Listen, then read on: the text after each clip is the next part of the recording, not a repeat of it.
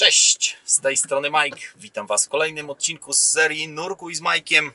Jak się zapewne możecie domyślić, jedziemy dzisiaj na nurkowanie.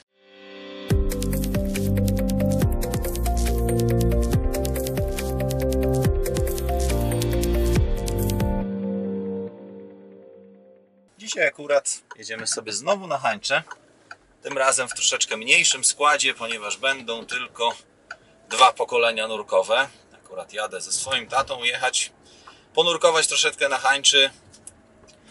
Tak krótko, żeby to opisać, jest to jeden z nurków z największym stażem w Polsce. Jeden z tej czołówki, już gdzieś tam około 50 lat stażu nurkowego. Osoba bardzo doświadczona. Prywatnie mój tato, który uczył mnie nurkować. Chociaż zacząłem nurkować, robić mały rys historyczny bardzo późno.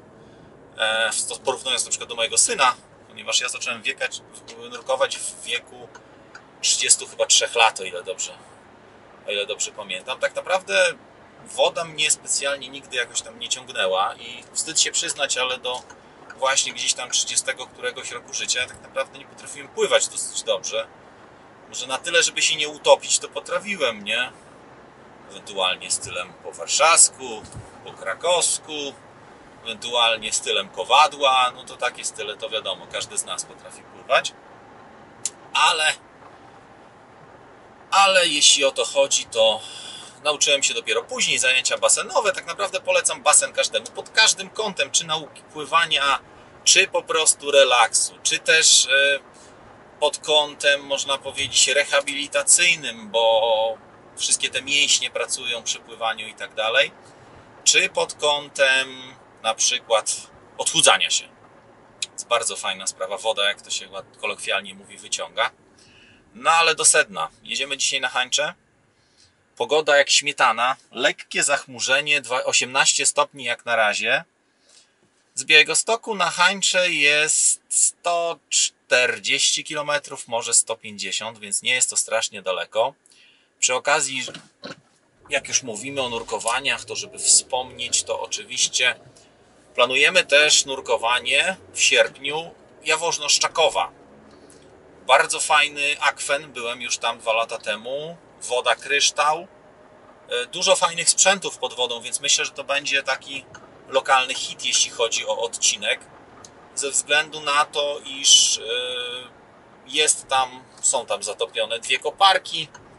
Głębokość jest stosunkowo nieduża, bo Jaworzno-Szczakowa to jest akwen, który zależnie od poziomu wody 14-16, tam mówią, że nawet do 20 chyba 1 metrów jest, przynajmniej jak ja ostatnim razem byłem, jest zatopiony kuter taki rybacki, jakieś tam różne inne pierdoły, skały takie wapienne. Jaworzno-Szczakowa jest położone gdzieś tak między Katowicami a Krakowem, ale bliżej Katowic.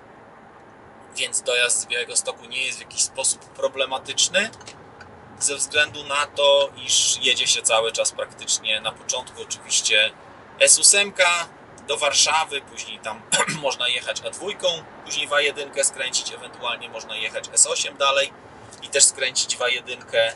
Trochę jest tam robót drogowych po drodze. Ale dzisiaj hańcza, najgłębsze polskie jezioro. Teraz jest, powiem Wam szczerze, jedziemy w środku tygodnia, bo w momencie, gdy nagrywam ten film, jest środa. Jedziemy dlatego w środku tygodnia, iż raz, że mamy blisko, 2, na weekend zwalają się tam wszyscy nurkowie. W tej chwili, ze względu na pandemię koronawirusa, jest, no co tu dużo mówić, dużo trudniej wyjechać za granicę i większość nurków po prostu jeździ na hańcze. No gdzieś tak jak wszyscy jeździli, gdzieś jakieś tam tropikalne morza, bajery, numery. Oczywiście w Polsce, to trzeba jasno powiedzieć, w Polsce nie mamy takiej wody jak w Egipcie. Ja już nie mówię o jakichś cenotach, Nowej Zelandii. Jezioro Bajkoł swoją drogą też jest świetnym miejscem do nurkowania, krystalicznie czysta woda, aczkolwiek wyjazd tam kosztuje niemałe pieniądze. Więc jeśli o to chodzi, to oczywiście planujemy jakieś takie rzeczy, ale to może za jakiś czas.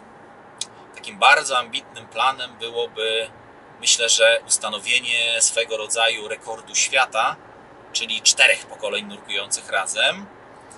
Aczkolwiek to może być ciężkie, bo zakładając, że akurat tak się fajnie złożyło, że ja byłem pierworodnym, który urodził się w wieku, gdy mój tato miał 26 lat. Mój syn urodził się w wieku, gdy ja miałem 26 lat. No i teraz, gdyby jego syn urodził się w wieku też 26 lat, i jeszcze trzeba byłoby dodać jakieś 10 lat, powiedzmy, żeby mógł on zacząć już jakieś tam pierwsze kroki nurkowe stawiać, no to słuchajcie, 26, 26, 26 i 10, no to może nie, źle policzę, co ja gadam, powiedzmy, czyli gdyby ten syn mojego syna, mój wnuk, a mojego taty prawnuk miał 10 lat, no to powiedzmy mój syn ma w tej chwili lat 14, czyli trzeba doliczyć do 26, zakładamy taki normalny scenariusz, czyli 12 lat, czyli dodać trzeba jeszcze 22 lata. No to słuchajcie, to mój tato byłby w wieku, jest on rocznikiem 54, czyli to byłby rok, jeżeli 22 lata doliczamy, to byłby rok 2042. To mój tato miałby urodzony w roku 54, 42, dla prostego rachunku zrobimy sobie 50, 40, 90, 88 lat, tak? Dobrze liczę? Dobrze liczę? Chyba dobrze liczę, tak? 88 lat. No to powiem szczerze, to już jest bardzo sędziwy wiek jak na nurkowanie, aczkolwiek Jacques Cousteau nurkował chyba w wieku 90 lat. To jest kwestia, w jakiej formie fizycznej ktoś jest. Myślę, że to już bardziej wtedy batyska z asystą, aczkolwiek myślę, że gdyby taki rekord został ustanowiony, i słuchajcie, tutaj jeśli chodzi o normalne, bo oczywiście można, jak to się ładnie mówi, można zostać babcią w wieku 36 lat, nie? Czy nawet wcześniej, są takie przypadki na świecie, ale tutaj mniej więcej to przebiegało w taki sposób normalny i zakładam, że w wieku mojego syna też będzie w sposób normalny, a może się okazać, że on będzie teraz jednak ten wiek pierwszego dziecka się oddala, ludzie robią karierę i tego typu rzeczy, no więc może być różnie. Może być różnie, ale to jest takie, można powiedzieć, spełnienie pewnych jakichś tam marzeń nurkowych. Tak od siebie mogę dodać, zrobię Wam, jak tylko zajedziemy na miejsce, zrobię Wam krótką prezentację, jakąś tam może troszeczkę sprzętu, który posiadam, bo tak zrobiłem to dosyć do tej pory pobieżnie. Oczywiście później jakieś ujęcia spod wody. Zobaczymy, jak będzie z wizurą. Podobno wizura jest świetna. Tak przynajmniej dostaliśmy informację, że wizura jest świetna. Bierzemy oczywiście latarki, zobaczymy, być może 30 zrobimy, może troszeczkę głębiej, ale nie wydaje mi się, zobaczymy. Nie mamy, ja osobiście nie miałem nigdy jakiegoś parcia na głębokość, to już mówiłem w poprzednim odcinku. Nie miałem nigdy jakiegoś parcia, jeśli chodzi o jakieś tam nurkowania techniczne, nurkowanie na trimixach, tego typu rzeczy. Jakoś to mnie nie ciągnie, słuchajcie, poniżej pewnej głębokości już jest po prostu noc. I tyle. Z takich akwenów, których to jeszcze mogę powiedzieć, zanim dojadę na miejsce, za chwilę będę, z takich akwenów, w których byłem i które mi się bardzo podobało, to jest jezioro Attersee w Austrii, obok miejscowości, też tam jest chyba, o ile dobrze pamiętam, 150 km linii brzegowej, więc możecie mieć świadomość, jak wielkie jest to jezioro. Tam oczywiście też jest głęboko, nie wiem, już nie pamiętam dokładnie, trzeba by było spojrzeć na batymetrię, jaka jest głębokość Attersee jeziora. Świetny akwen nurkowy. Akurat jak myśmy byli, powiem Wam szczerze, przejrzystość w Attersee nie była jakaś rewelacyjna. Ale najśmieszniejsze, że jest to, że ta nierewelacyjna przejrzystość w Attersee była czymś zdecydowanie lepszym niż to, co nawet najlepsza wizura na hańczy, więc no, dużo fajnych rzeczy tam jest. Między innymi jest to, co mi się osobiście najbardziej podobało, to jest oczywiście takie drzewa zatopione. Tam zwaliły się jakieś drzewa, leżą, takie część stoi, także jest naprawdę fajnie. Dużo miejsc tam takich fajnych nurkowych jest. Słuchajcie, jest to profesjonalnie rozwiązane, są porobione parkingi, ponieważ tam dookoła tego jeziora jest droga normalna, asfaltowa. No od nas jest kawałek, to się mija w jeden i jeszcze kawałek dalej, więc no kawałek dojazdu jest. Na miejscu jest oczywiście baza nurkowa i to chyba nawet nie jedna.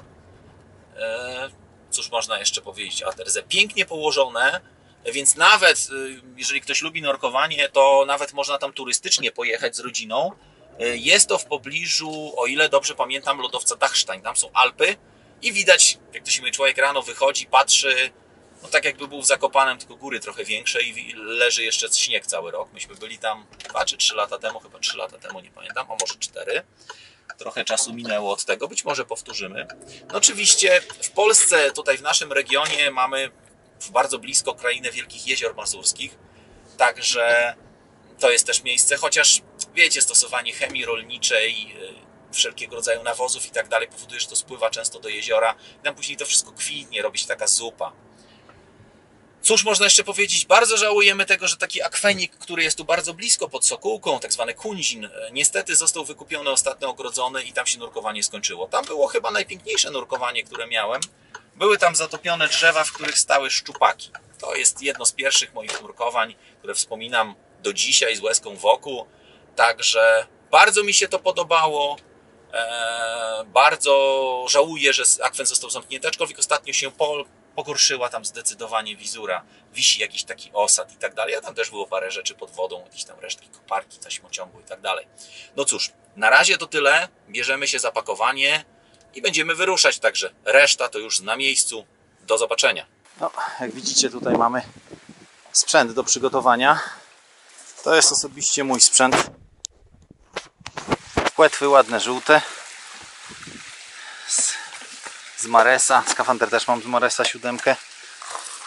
Maskę mam akurat z Voltis. Całkiem jestem zadowolony. Także obciążenia. Grube rękawice, bo marznę w ręce. To jest mój sprzęt. Jeśli o to chodzi. Skrzydło. Nurkuję w Twinie. Dobrze pamiętam. 2x12 chyba tak. 2x12, czyli 24 litry powietrza. Na każde nurkowanie starsza. Także kawałek uzbrojenia. Komputer, pytaliście o komputer Mares Icon. Ja jestem osobiście zadowolony z niego. No, także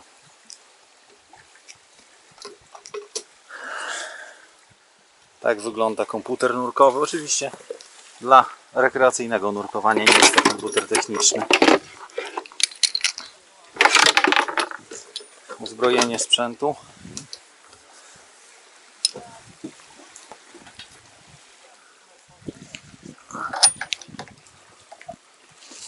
Dwa automaty.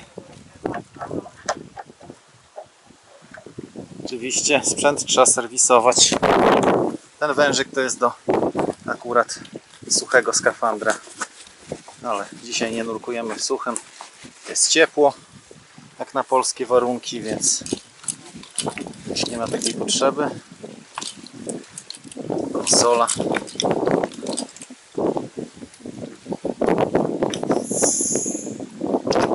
Dla jakieś 195 starczy. I oczywiście mój automat. Tak jakby kręciło. No jest jeszcze drugi zestaw. Tu jest tylko wężyk do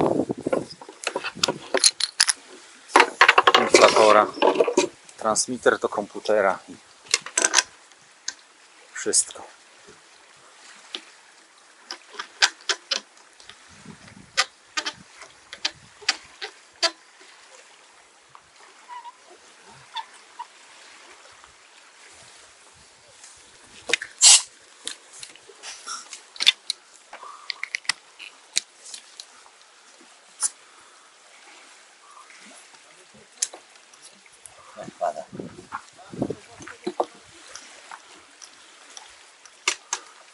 No, tu jest oczywiście instruktor nurkowania. Prywatnie mój tato. Nurkujemy dzisiaj razem, młody wyjechał, więc dobra, właściwie tyle. Sprzęt przygotowany, założyć. Jeszcze sprawdzenie, czy wszystko działa. Że za chwilę wchodzimy pod wodę.